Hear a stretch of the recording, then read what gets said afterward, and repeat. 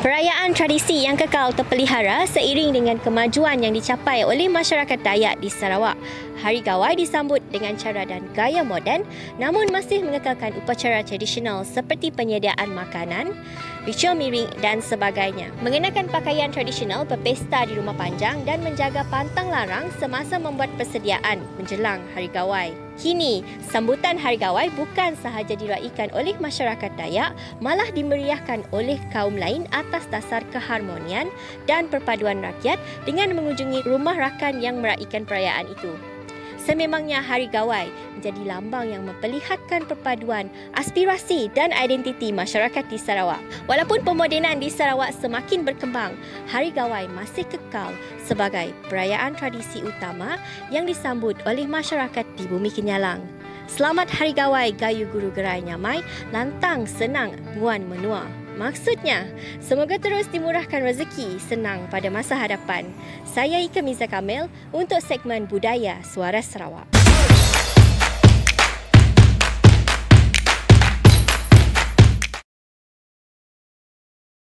Perayaan Hari Gawai Dayak disambut pada 1 Jun setiap tahun. Dan hari ini merupakan hari kedua yang disambut oleh masyarakat Dayak. Jadi Hari Gawai ni sebenarnya menandakan musim menuai telah berakhir.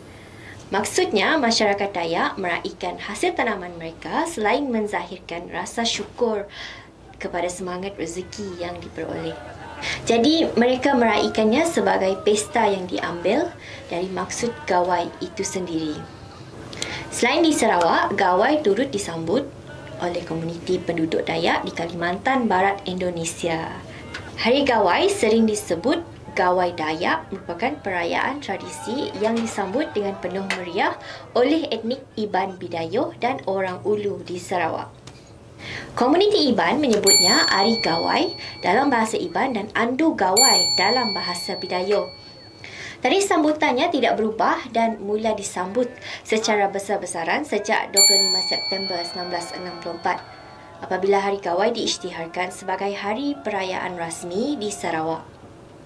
Jadi seperti yang saya katakan tadi, Hari Gawai ini diraikan sebagai tanda berakhirnya musim menuai dan juga sebagai tanda syukur dan berterima kasih atas rezeki yang diperoleh.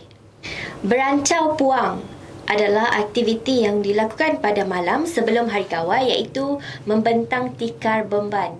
Tikar yang dianyam diruai untuk kegunaan semasa melakukan upacara miring atau menyambut tetamu yang datang ngabang ke ruai. Minum tuak di ruai, makan ataupun bertegur sapa. Jadi menurut sejarahnya, Hari Gawai diraikan sebagai tanda berakhirnya musim menuai padi bukit selain untuk melahirkan rasa syukur dan berterima kasih kepada petara atas rezeki padi yang diperoleh pada musim tersebut. Hari Gawai ini juga merupakan hari untuk suku kaum Iban, Bidayuh dan orang Ulu untuk berpesta dan bergembira bagi meraikan rezeki menuai padi kerana perkataan Gawai itu bermaksud pesta.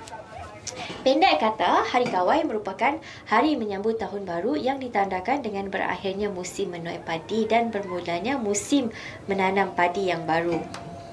Selain itu, Hari Gawai bertujuan untuk meraikan semangat padi yang telah memberikan rezeki dan mengharapkan rezeki bertambah dan tidak ada apa-apa yang buruk berlaku dalam kehidupan etnik pribumi Sarawak itu pada musim menanam padi yang akan datang.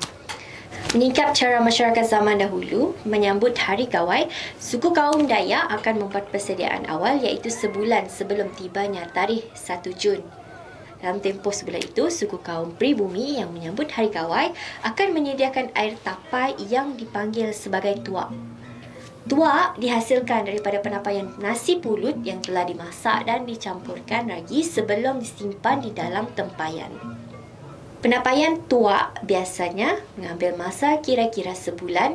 Apabila sudah ada sedikit air tuak, tulen yang terhasil daripada nasi pulut yang ditapai itu. Air itu akan dicampurkan dengan gula secukupnya mengikut banyaknya nasi pulut tersebut. Jadi setelah hampir cukup sebulan, air tuak itu akan ditapis dan disimpan ke dalam botol. Tuak akan diminum semasa sambutan Hari Gawai dan biasanya tetamu yang datang berkunjung ke rumah panjang akan diberikan minuman tuak. Dalam masyarakat Iban, tuak dipanggil air pengayu yang bermaksud tuak untuk panjang umur. Sebelum meminumnya, uha akan dilaungkan yang menandakan perayaan Hari Gawai sudah tiba. Sebelum tiba hari perayaan juga, golongan wanita akan sibuk bekerjasama membuat tradisional seperti kuih penyaram, kuih sepit, kuih jala, kuih cap dan penganan yang diperbuat daripada tepung beras, tepung gandum, santan dan telur. Pemenang kumang dan keling gawai.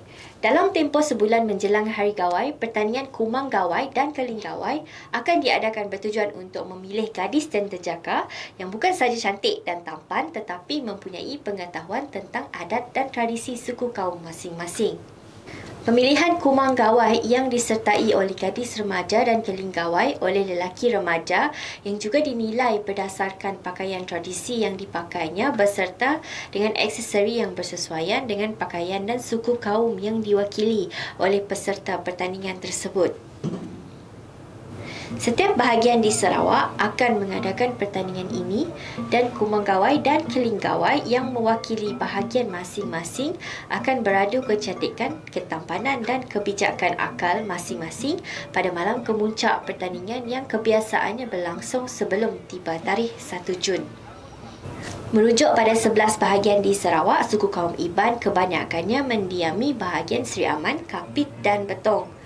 Manakala suku kaum Bidayuh yang terbahagi kepada 4 kategori iaitu Bidayuh Biatah, Bidayuh Bau Jagoi, Bidayuh Bukar Sadong dan Bidayuh Selakau pula kebanyakannya tinggal di bahagian Serian.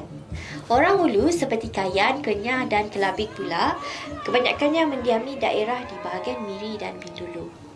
Seperti sambutan Hari Raya Aidilfitri, Tahun Baru Cina dan Deepavali, Hari Gawai juga diraihkan dengan mengadakan aktiviti berkunjung ke rumah sanak saudara dan sahabat handai. Dalam bahasa Iban, amalan kunjung-mengunjung ini disebut ngabang, manakala suku kaum Bidayuh menyebutnya bijarah. Selain berpesta dan melakukan amalan tradisi, pada Hari Gawai juga semua adik-beradik dan sanak saudara yang tinggal berjauhan akan berkumpul di rumah panjang atau pada masa ini di rumah ibu bapa yang tinggal di kampung. Semuanya akan berkumpul dan bersama-sama meraihkan hari kebesaran tradisi yang diwarisi daripada nenek moyang. Apa yang menarik, semua orang boleh ngabang atau bicara walaupun tidak mengenali penghuni rumah berkenaan. Dalam kalangan suku kaum Bidayuh, sebelum berlangsungnya pesta atau sambutan gawai di rumah panjang pada waktu malam, upacara birambet atau menyambut kedatangan golongan lelaki dan tetamu dari luar yang datang ke rumah panjang akan diadakan pada waktu petang. Dalam upacara ini, golongan wanita akan beratur di sepanjang laluan menuju ke rumah panjang sambil memegang sebotol tuak dan kuih tradisional.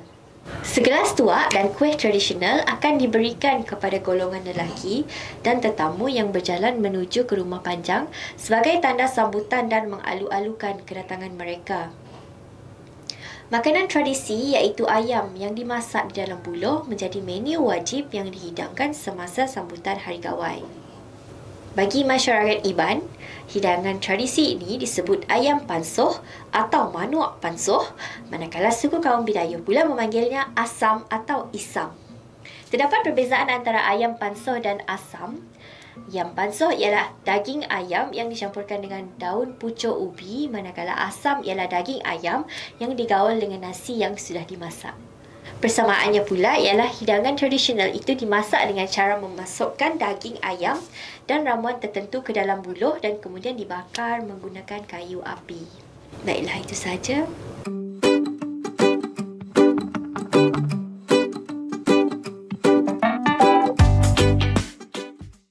Follow KL. Aku baca e-paper New South Tribune. Ayo Sarawak pakai smartphone. Register free app STSS e-paper now.